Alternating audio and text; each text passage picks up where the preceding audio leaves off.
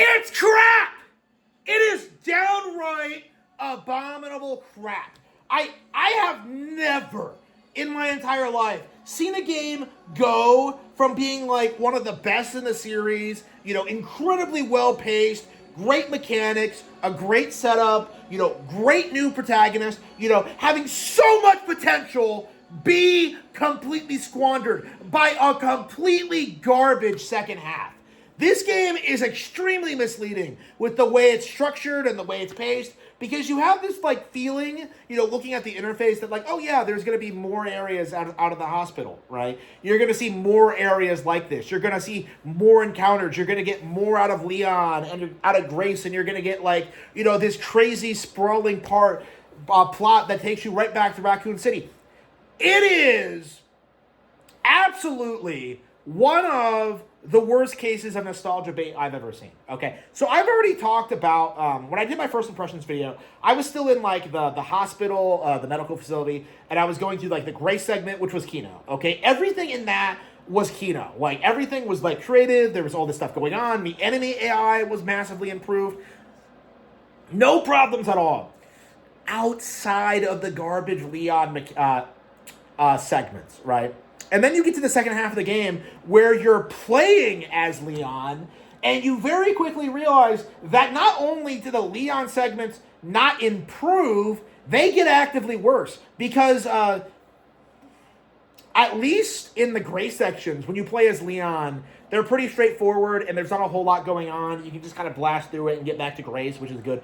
When you play as Leon in Raccoon City, what you get is one of the most boring, bland, unnecessary plots I have ever seen in a game.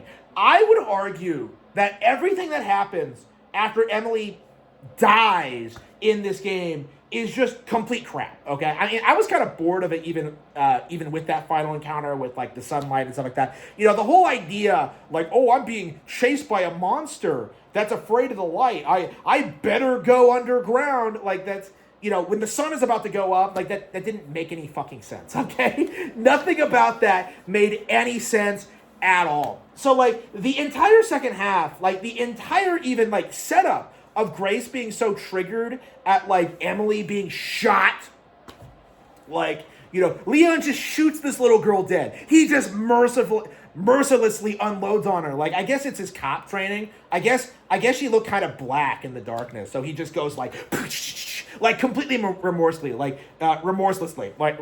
Grace asks him not to do it, but Leon's just no, I have to put this thing down. It's an animal, and then he just starts unloading into this little girl, and Grace just is so triggered by this that she immediately goes I give up on life. I'm going to go off with the bad guys. And so, the only reason Leon, doesn't stop her from doing this obviously retarded thing is because he has a very well-timed episode and just kind of, spazzes out. And, Grace just walks up to the service where this guy is just ready to take her to Raccoon City. So, with no prompting at all, with no evidence, with no idea where she even is, Leon just decides, yeah, I'm going to drive my $200,000 Porsche into Raccoon City and leave it there in a city full of zombies that will fling themselves out a window to try and get at people. I am going to leave my $200,000 Porsche in the streets of Raccoon City just to investigate, just to look around. I have no idea where Grace is, but I'm just going to show up and do my thing here. So after going through this really convoluted segment where Leon apparently cannot get past a fucking gate. He shows up at the police station, and then he's oh yeah, I guess Grace is here after all. What? So what happens is that Leon just traipses about the police station, encountering one zombie that's left over from the Resident Evil 2 days, an officer. It's just this weird nostalgia bait area where you can go to a handful of locations in RE2 remake. This is very clearly a sequel to the remake, by the way, not the original RE2. You see all this stuff that doesn't need to be there, that doesn't matter, that doesn't amount to anything. You can find a bunch of old files and and things, and just kind of be nostalgic for Resident Evil 2 remake, you know? Like, it's like, what are you talking about? What are you talking about? So, like, so Leon is just, like, walking around this empty fucking facility. Yeah, raccoons, the RPD apparently is completely devoid of all zombies, even though, like, the city itself is flooded with them for some reason, even after the missile strike, which, by the way, is confirmed to be a cover-up by the U.S. government. So this is, like, the weird thing about Requiem. The thing that, like, I don't see anybody talking about right now, and the thing that really I think is going to have, like, lots of long-term consequences for, like, lore and, like, the storytelling and, like, the established continuity. Like, this is a new continuity, first of all. Like, this isn't a sequel to, like, the original Resident Evil games. This is a sequel to, like, Resident Evil 2, 3, and 4 remake, specifically. So what that means is that they're, like, rewriting large parts of the lore to make it, like, unbelievably retarded. So what they're doing this time is that in this game, it is revealed that the missile strike on Raccoon City was a cover-up so that, like, groups from around the world can come there and, like, still run the secret labs underground anyway and continue the bullshit they had been doing under Umbrella. So, like, it was just some giant conspiracy. You know, the guy that came before Ashley's dad, the president, like, you know, he was involved in this cover-up. You know, he got shot over it, and, like, no one knows the truth. Like, and apparently nobody bothers to, like, go back to Raccoon City. I wonder what's going on in this city that was infested by zombies. Like, they talk about it as if, like, nobody knows anything and that, like, it's insane to believe that, like, there's some conspiracy here. Like, it's such an unbelievable stretch. Like, it's just so unbelievable. So, like, yeah, like, you have all these weird lore changes. Like, most prominently, I think the thing that's annoying longtime fans the most is this, like, revisionism that, like, Oswald Spencer was a good guy. So, like, apparently he, like, made Umbrella, started all this bullshit, and then, like, in his final days was just like, I really regret what I did. I'm gonna adopt a little girl, hand her over to a reporter, and then make a cure-all for all the stuff I did. So apparently, like, they're trying to go with this angle that, like, Spencer went from being, like, Spencer became a good guy, or was always a good guy. It doesn't make any sense. Like, it doesn't make any sense at all. It's just ridiculous. And, like, okay, so you're in the police station, you're walking around, and then, like, you conveniently fight another tyrant, okay? Like, straight up, like, Mr. X comes back. And, like, you see later that, like, Mr. X costs, like, $120 million to purchase. So, like, they're producing these things and they're selling them to world governments for, like, $120 million, which kind of raises the question of, like, why we haven't seen these things since, and, like, where they've been, and, like, who's using them, and why, like, reports of them haven't gotten back to, like, you know, the organizations who exist to fight this kind of thing. Like, you know, they're selling fucking tyrants for $120 million, and, like, Leon beats the shit out of one with a hatchet.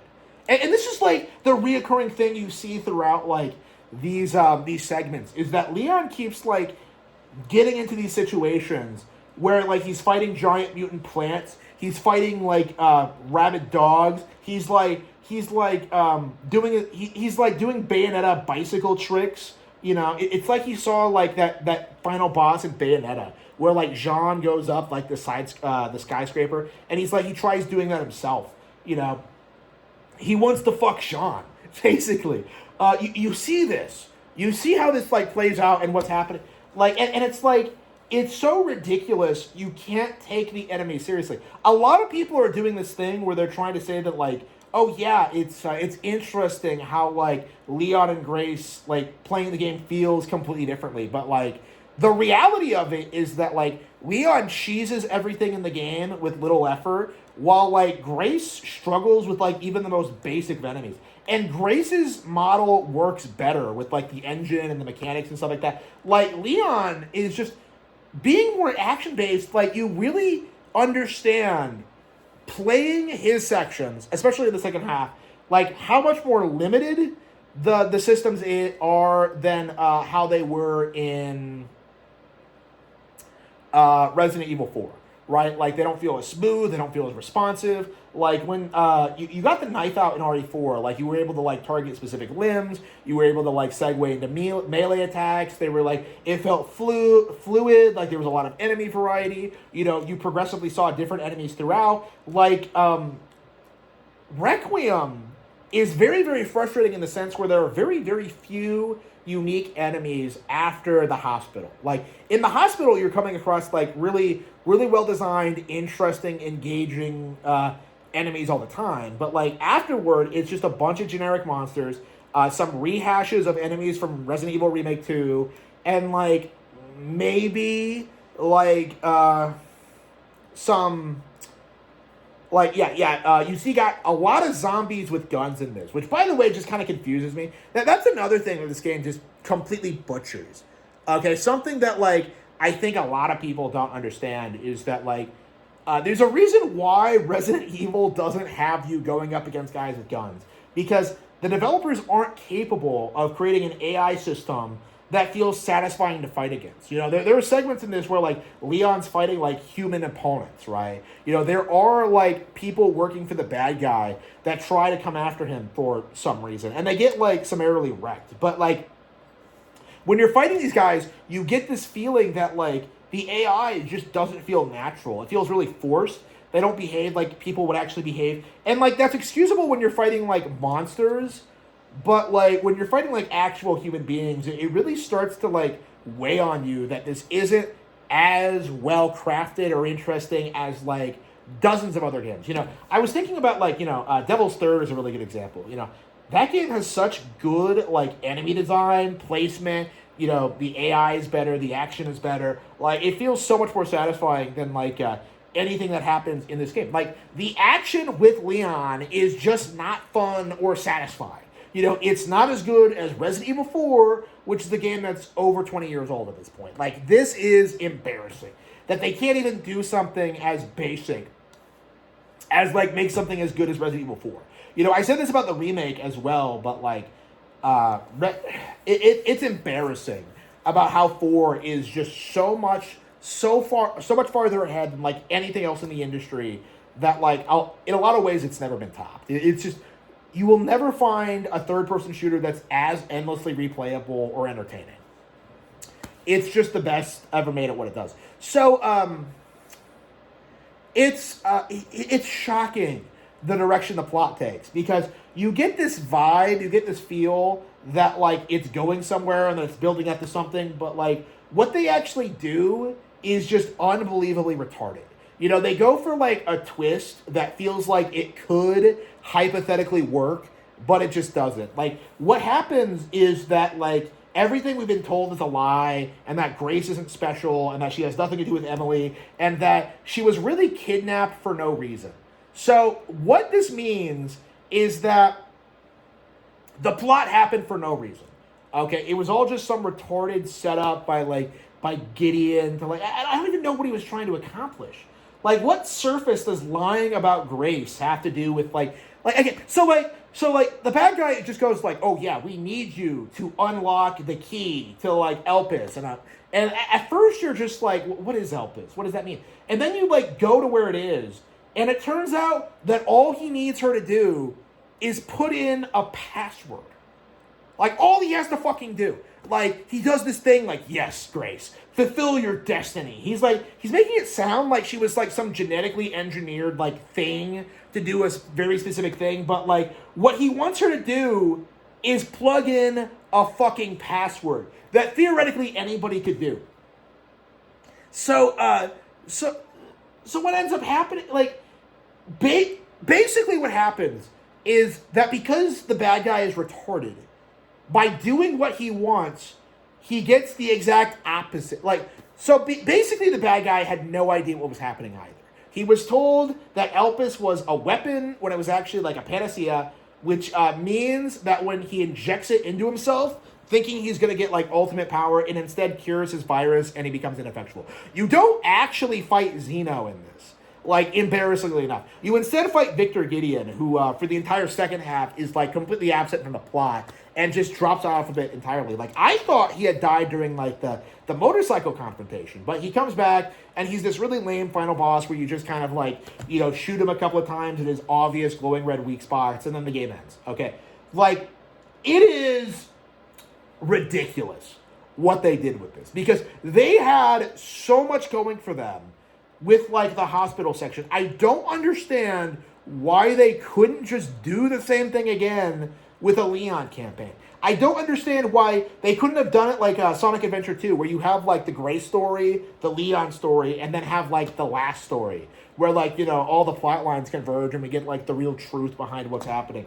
Like, instead, because of the way this game is paced, you get, like, these awful Leon segments interspersed with Grace Kino, and then, like, Grace just falls off the plot entirely, and you spend, like, the entire second half of the game, like, 5 hours worth. Actually, I think it might have been more than that. I think it might have been 6. Like, 6 hours worth of, like, Leon dicking around Raccoon City, which is, by the way, like, the worst designed city I've ever seen in my life. Like, it's all brown. Like, it's all shitty. It doesn't look interesting. Like, it's boring. Like, Raccoon City should be this, like, iconic video game location, but it's just not. It's just the most boring. They didn't do anything with Raccoon City. They didn't do anything with, like, the idea of going back there. Like, and that's something that really needs to be said. Like, the nostalgia baiting in this. It's definitely not as bad as Final Fantasy VII-R, which I think took a huge steaming shit all over the established characters, the lore, and the original. Like, I think you would... I don't know if it would be possible to make a worse remake than Final Fantasy VII-R, okay? But, like, at the same time, like, Resident Evil 2, Requiem does a lot wrong as well. Like, it's crazy how you're going through, like, you know, the RPD, how you're looking at all these old objects, how you're, like, you know, seeing all these callbacks, and you just don't feel anything. Because it feels like the people who made this game had, like, no connection to RE2 Remake, no connection to the original RE2, and so weren't able to properly convey, like, the emotions of what going back there meant for Leon. First of all, Claire isn't there, which makes no sense, considering the plot hinges on this idea that Leon and Sherry are, like, sick from, like, I don't know, raccoon AIDS. But, like, instead, like, what we get is, like Leon just kind of acting depressed. Like, I couldn't save anybody. I had to save Grace. I have to make up for what I've done. And I'm just sitting here and I'm just like, what are you talking about? You know, you saved Ada, you saved Sherry, you saved Claire. What are you talking about? You didn't save everyone. You did everything you could. What do you have to be, like, depressed about? And again, like, this is something about Resident Evil that I think was a problem with, like, 4 Remake as well. I believe 2 Remake. But something that comes up in a lot of, like, millennial written works is just, like, the weird way that they write, like, trauma. Because this is, like, a real problem that, like, modern writers have because they grew up and, like, without suffering or struggling at all. Like, their immediate, like, feeling... Like, their idea of what trauma is just dropping everything and then acting depressed to fuck everyone else over for no reason. So, like, Grace gets traumatized because of Emily's death, and then she just hands herself over to the bad guys and just listens as, you know, just exposits about, like, all the crazy shit he's gonna do. Yes, Grace, I'm going to release Elpis, and I'm gonna, like, use it to take over the world. And Grace is just, like, going along with it because a little girl died. It's just dumb. It makes no fucking sense. Like I said, the entire second half has no business, like, even happening. It's so unbelievably dumb. But, like, it's like it's not that hard to get over trauma. It really, truly isn't. Like, and again, it's such an interesting case of, like, narrative dissonance because, like, Grace is obviously, like, out of her element. You know, she's an autistic spurg who's not even an active field agent, who can't even hold, like, a conversation with another person. Like, it makes sense that she's the kind of person who would have breakdowns, But then, like, you actually play the game, and for, like, a good chunk of it, she's fighting all these crazy monsters and pulling off these crazy stunts and, like, pulling off these really clever moves, you know. I think, like, very specifically back to the moment where, like, you know, she tricked Victor Gideon into following her out a door when, like, she actually just ducked behind, like, a desk and hid instead. Like, you know, like, she was setting herself up to be a character that was, like, becoming more proactive and doing things, but then, like, she has a woman moment, actually several woman moments, and just makes, like, the absolute worst decisions ever. And, like, it just feels so out of left field because, like, for so much of the game, she's, like, doing such a great job, being such a great protagonist, and then she just completely drops the ball. Like, purely because of Emily. And Emily's a really interesting character because, like, they set her up to be this, like, random, creepy child in the facility, and, like, some dying guy tells us, like, whatever you do, don't let her out. And then, like, you know, Grace lets her out anyway, and what happens? Nothing. Like, she's perfectly fine. Not only is she fine, she's actually really nice, and they become close. And, like, you know, Grace actually goes out of her way to try to protect her and do things for her and all of that. Like, you get really, really attached to Emily, and then she dies, you know? Like, halfway through, Leon is just like, we have to put her down. And then he just whips out the gun and just starts blasting at her. And she just, like, she dies. Okay, and this is really important, because this goes into, like, how retarded the game actually is. So, what happens is that you get the panacea at the end, you know, which explicitly is something that, like, cures all, like, bioweapons, okay? So you inject this into anything, and it just stops being a monster. It just goes back to being normal. So, like, Grace is, like, you know, being depressed because, like, oh, yeah, we survived, but Emily is dead. Oh, and then Leon goes up to her, and he's just like, what are you talking about, you stupid whore? I didn't hit her vitals. And I'm just like, what? Are you kidding me? You're telling me that Leon knows the exact anatomy of this random monster that he has never seen before, that he hadn't confirmed was dead, you know, that he was in the room with for, like, at least, like, 5 minutes. Like, he's going to try and tell Grace that he didn't hit her vitals. And with the panacea, they're going to cure her and she's going to be fine. Bull fucking shit. The entire second half of the game hinged on this idea that Emily was fucking dead. Why didn't they have the balls to kill the little girl? I don't understand this. Like, they don't understand. Oh, by the way, the only good thing in the second half of the game is where you play as Emily for a brief period. They could have done a lot more with that. Like, honestly, like, this is my honest opinion about this. The game would have been way better if it was about Grace and Emily, not Grace and Leon. Because everything this game does wrong, like, hinges entirely on Leon. Like, entirely on this game, like, trying to be an action game. When, like, it really should be a horror game. And, like, they clearly did this to appeal to Leon fans and to get the sales numbers up and for marketing purposes. Because, like, Leon is just a massive fucking boat anchor on this game. Like, he's not interesting. He's not fun. Like, there's nothing interesting about, like, what he's doing. He's, like, he just ruins what should have been, like, a really interesting story. You know, I just don't, like, I would have preferred more time with Emily, more time with Grace, like, doing more things with her. Like, you know, the entire idea of, like, letting her out, like, that should have been a sequence that lasted longer, honestly. Like, the entire medical facility felt like it could have been quite a bit longer than what it was. You know, like, the entire mystery of Emily is something they should have focused on more. But instead, they go for this insane cop-out where they just don't address Emily much at all until the ending. And it's just, like, it's just a massive cop-out.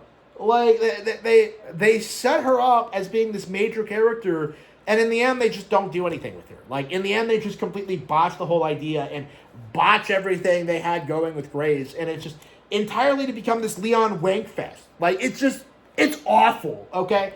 And this is like most of the game. Like, most of the game is bad. You know, it took me like 10 and a half hours to beat it, probably more like 11. Everyone's saying 11. I think it's about 11. I got both endings, for the record. So like, you look at, like, what's happening with this. You look at what's happening with this game, and it's just, like, the bits in the first half are genuinely good.